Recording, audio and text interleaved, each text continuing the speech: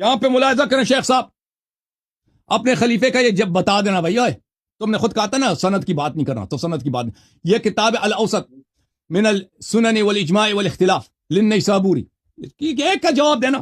عمر کہہ رہے تھے البول قائما احسن للدبر، البول قائما احسن للدبر. عمر صاحب کہتے تھے میری مجبوری ہے جی، بیٹھ کے پیشاب نہیں کر سکتا جی. اوے کیوں نہیں پیشاب کر سکتے ابو بکر عمر؟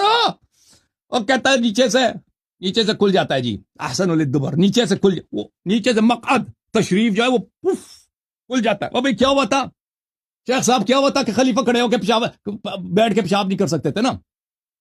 احسن للدبر. اب بھائی یہ کتاب سنن کبریٰ بیہقی ہے، شیعوں کی کتاب ہے. خلیفہ کے ساتھ کیا ہوتا ہے؟ یہ جزء اول چاپدار الکتب العلمیہ، ملاحظہ کریں. یہ آپ کا امام ہے، سند بھی موجود ہے. قال عمر البول قائما احسن للدبر، کھڑے ہو کے پیشاب کرتا ہوں میں. کس لیے کھڑے ہو کے پیشاب کرتا ہے؟ اور نیچے کھل جاتا ہے جی، نیچے کھل جاتا ہے. اچھا، اوے یہ مسند فاروق ہے، مسند فاروق ادھر دیکھو. ان عمر آتا سباتة قوم فبال قائما ففجج حتى رحمته. عمر کو میں نے دیکھا کہ وہ یہاں کے آ کے وہاں پہ کوڑے پڑے تھے، کوڑے پہ آ کے اس نے پیشاب کیا، تو اس نے پیرے کھول دیے کھڑے ہو کے پیشاب کیا. تم مجھے اس پر رحم ہے کہ یہ پیشاب کرنے کا کیا طریقہ ہے، ٹھیک ہے نا؟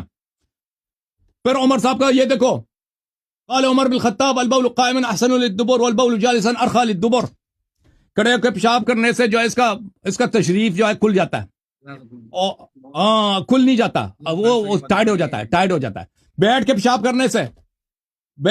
کرنے سے اس کا جو ہے کھل جاتا ہے، کھل جاتا ہے خلیفے کا. خلیفہ اب اس کے علماء نے انہوں نے خود کہا ہے کہ اس کی وجہ کیا ہے. خلیفہ ہم تو کرتے ہیں بھائی، ہم ہمیشہ اگر پیشاب کھڑے ہو کے بیٹھ کے ہمیشہ بیٹھ کے پیشاب کرتے ہیں، سب مسلمان بیٹھ ہی کے پیشاب کرتے ہیں، سنت بھی یہ بیٹھ کے پیشاب کرو. کبھی یہ نہیں ہوا کہ ہمارا کھل گیا ہوگا. آپ کو کھل گیا؟ مغلی صاحب آپ بتائیں، میں بتاتا ہوں تمہارا. یہ میں آپ کو بتاتا ہوں کہ اس کی وجہ کیا ہے. یہ کتاب ہے بحر المذہب فی فروع مذہب الشافعی، مذہب شافعی میں بحر المذہب. یہ دیکھو کہ عمر صاحب نے کیا، وَلَعَلَّ كَانَ مِنْهُ لِعُذْرٍ بِدَلِيلٍ مَا ذَكَرْنَا الْبَوْلُ قَائِمًا لِأَحْسَنُ لِلدُّبُرِ. اس کا کیا وجہ ہے؟ کہتا ہے ہو سکتا ہے اس کے کوئی وہاں پہ کوئی زخم ہو جی، وہاں پہ کوئی صحیح ٹھیک ہے نا بھائی. اور کچھ ہوا. ایک اور میں آپ کو دکھا دیتا ہوں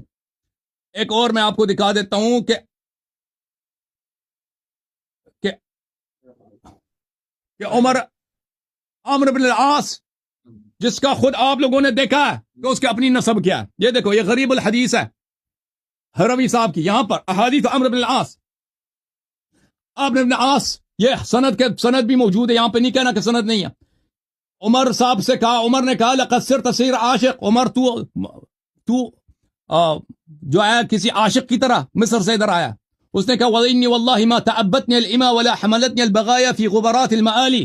عمر بن العاص نے کہا میں جو بھی ہوں نا، مجھے تو زنا کار کنیزوں نے اپنے حیض کے خرقے میں تو نہیں لپیٹا ہے. ادھر دیکھو، عمر بن العاص نے عمر سے کیا کہا کہ مجھے زناکار کنیزوں نے حیض کے خرقوں میں نہیں لپٹایا ہے، اور مجھے اپنے زناکار عورتوں نے اپنے بغل کے نیچے میں نہیں لیا. اس حدیث کے بہت سارے مصادر ہیں کہ عمر نے خود عمر کے نسب پہ شک کیا، بلکہ سوال اٹھایا. جی صاحب بولے. 18 منٹ ہو گئے. اب ذرا خاموش رہیے، جس طرح میں خاموش تھا نا اس طرح خاموش رہے گا.